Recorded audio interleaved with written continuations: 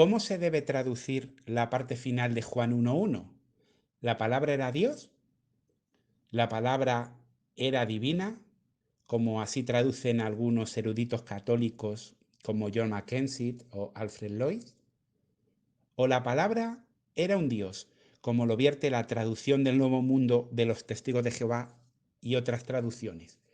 Pues para responder esto, vayamos al texto griego y analicémoslo gramaticalmente. Lo primero que vamos a ver es que si tradujéramos esta frase literalmente, podéis verlo en la pantalla, he puesto en un cuadradito verde palabra por palabra en español, sería: y Dios estaba siendo la palabra. Claro, alguien al ver esto dice, uy, pues está muy claro, y Dios era la palabra. Pero claro, tenemos que entender que en griego se pone al principio lo que se quiere destacar, mientras que en el idioma español al principio lo que va es el sujeto. En esta frase en griego, Dios no es el sujeto. Dios aquí es un sustantivo, mientras que el sujeto en esta frase es la palabra, el cual tiene un artículo determinado.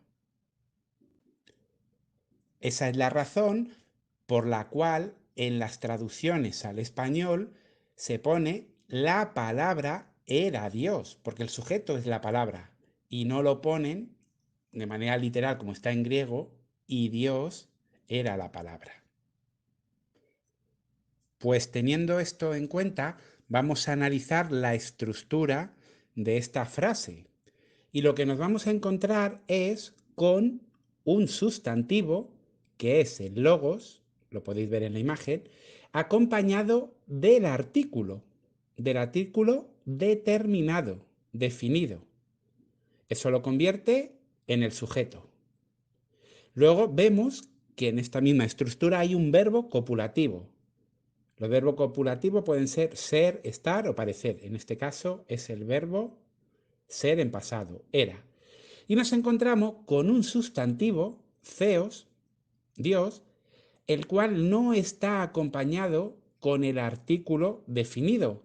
Por lo tanto, cumple funciones de adjetivo, porque hay una norma, tanto en el idioma griego como en el idioma español, que es que cuando en una frase el sujeto está acompañado de un verbo copulativo al cual le sigue un sustantivo indeterminado, como es el caso, este sustantivo indeterminado va a cumplir funciones de adjetivo.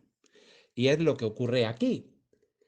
El sujeto, que es la palabra, era divino. Esa theos cumple función de adjetivo. Lo más correcto, el significado que quiere dar a entender el texto es que el logos, el verbo, la palabra, era divino. Por esa razón, como ya hemos mencionado antes, algunos eruditos católicos y de otras religiones han decidido traducir esta frase como la palabra o el verbo era divino. No obstante, tenemos que decir que en el idioma griego no aparece la palabra divino, sino lo que aparece es la palabra theos, Dios. Por lo tanto, es más correcto traducirlo de una manera indeterminada, diciendo era un Dios. ¿Y por qué traducirlo en minúscula? Pues como ya hemos dicho, este sustantivo, al estar en una estructura en la que tenemos un sujeto y un verbo copulativo, pasa a ser funciones de adjetivo. Por lo tanto, no se escribe en mayúscula, sino en minúscula. Y es algo que podremos ver en diferentes traducciones bíblicas. Llegado a este punto, tenemos que sacar una conclusión.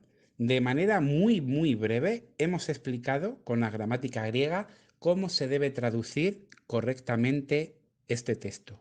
Ahora preguntémonos, ¿mi traducción bíblica, la que yo uso, se rige por las normas gramaticales del griego o por el contrario se deja influir por sus creencias, por las doctrinas que tenía el traductor. Es algo en lo cual debemos meditar.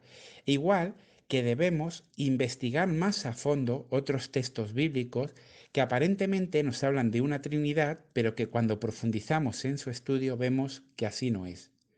Y esa es la invitación a que hacemos a todos los presentes, a que sigan estudiando y conociendo más. Si tienen alguna duda, pueden preguntarnos, ya sea por mail o en este mismo canal. Buenas tardes.